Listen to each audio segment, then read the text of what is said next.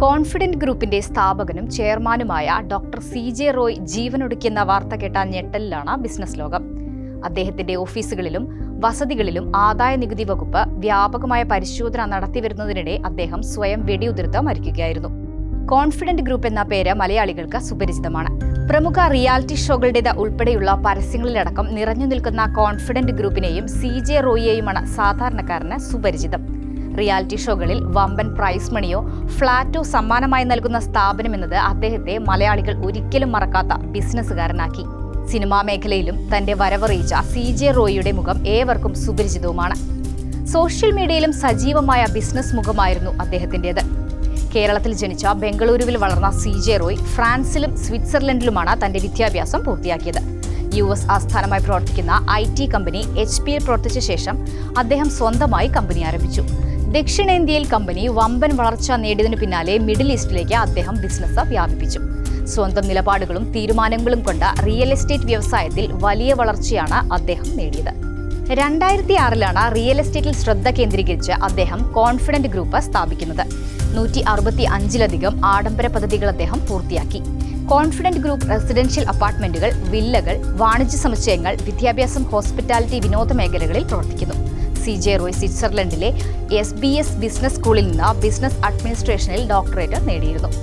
Confident group എന്ന പേരിൽ ഒരു കമ്പനി സ്ഥാപിച്ച അദ്ദേഹം കേരളത്തിലും ബാംഗ്ലൂരിലും പ്രധാന ആഡംബര പദ്ധതികൾ പൂർത്തിയാക്കി. ദുബായ് വിപണിയിലേക്കും വ്യാപിപ്പിച്ചു.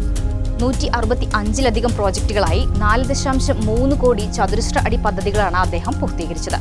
15,000-ലധികം ഫ്ളാറ്റ് ഉടമകളാണ് കോൺഫിഡന്റ് ഗ്രൂപ്പിൻ്റെതായി ഉള്ളത്. 2000-ൽ ലോകമെമ്പാടും US-ലുമായി .com കുമിളി എന്ന സാമ്പത്തിക പ്രതിസന്ധിയിൽ ബിസിനസ്സുകൾ തിരിച്ചടി നേരിട്ടപ്പോൾ അതിനെതിരെ നീന്തി മുന്നേറിയ CJ റോയ് പിന്നീട് കാലെടുത്തു വെച്ചത് റിയൽ എസ്റ്റേറ്റ് ബിസിനസ്സിലേക്കാണ്. റിയൽ എസ്റ്റേറ്റ് പോലുള്ള നിക്ഷേപ ഭാരമുള്ള ബിസിനസ്സുകളെ ബാധിക്കുന്ന പലിശ കുരുക്കുകളും കടബാധ്യതകളും വിജയകരമായി അദ്ദേഹം മറികടന്നു. സമാന മേഖലയിൽ പ്രവർത്തിക്കുന്നവർക്ക് പോലും പിടികൊടുക്കാത്ത വ്യക്തിത്വമായിരുന്നു അദ്ദേഹം.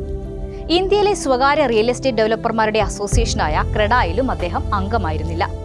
അദ്ദേഹത്തിന് തന്റെ കർമ്മമണ്ഡലം എന്നും ബംഗളൂരുവായിരുന്നു. കോൺഫിഡന്റ് ഗ്രൂപ്പിന്റെ പ്രവർത്തനങ്ങൾക്കായി ദിവസവും 16 മണിക്കൂറോളമാണ് അദ്ദേഹം പ്രവർത്തിച്ചിരുന്നത്. ബിസിനസ് മേഖലയിൽ തന്റെ വിജയങ്ങൾ ഒന്നൊന്നായി കെട്ടിപ്പടുക്കുമ്പോഴും കുടുംബത്തിനായി സമയം ചെലവഴിക്കാൻ അദ്ദേഹം മറന്നില്ല. ലിമിറ്റഡ് എഡിഷൻ കാറുകൾ വാങ്ങുന്നത് ഒരു ബിസിനസ് എന്ന നിലയിലാണ് അദ്ദേഹം സമീപിക്കുന്നത്. സിനിമാ മേഖലയിലും തന്റെ സാന്നിധ്യം ഉറപ്പിച്ച അദ്ദേഹമാണ് മലയാള സിനിമയിലെ ഏറ്റവും ചിലവേറിയ സിനിമ എന്ന ഖ്യാതി നേടിയ കാസനോവ നിർമ്മിച്ചത്. പിന്നീട് മലയാളത്തിലും കന്നഡയിലുമടക്കം 11ഓളം സിനിമകൾ അദ്ദേഹം നിർമ്മിച്ചു. 2018-ൽ കേരളത്തിലെ വെള്ളപ്പൊക്കത്തിൽ വീടുകൾ നഷ്ടപ്പെട്ട നിരവധി പേർക്ക് വീടുകൾ പുനർനിർമ്മിക്കുന്നതിനുള്ള ദൗത്യത്തിൽ ഡോക്ടർ റോയ് മുൻപന്തിയിലായിരുന്നു. കോൺഫിഡന്റ് ഗ്രൂപ്പ് മുഴുവൻ ചെലവും വഹിച്ചുകൊണ്ട് 100ഓളം വീടുകൾ പുനർനിർമ്മിച്ച് നൽകിയിരുന്നു. മാത്രമല്ല 100-ലധികം ഓപ്പൺ ഹാർട്ട് സർജറികൾക്കും ധനസഹായം നൽകുന്നതിന് അദ്ദേഹം മുന്നിൽ നിന്നു. ഡയാലിസിസ് രോഗികൾക്കും ക്യാൻസർ രോഗികൾക്കുമായി ആശുപത്രികളിലേക്ക് മെഷീനുകൾ, മരുന്നുകൾ എന്നിവയും നൽകി. വിവിധ കാരുണ്യ പ്രവർത്തനങ്ങൾക്ക് മുന്നിൽ നിന്നുകൊണ്ട് വലിയൊരു മാതൃക കാട്ടിയയാളെയാണ് ബിസിനസ് ലോകത്തിന് നഷ്ടമായിരിക്കുന്നത്.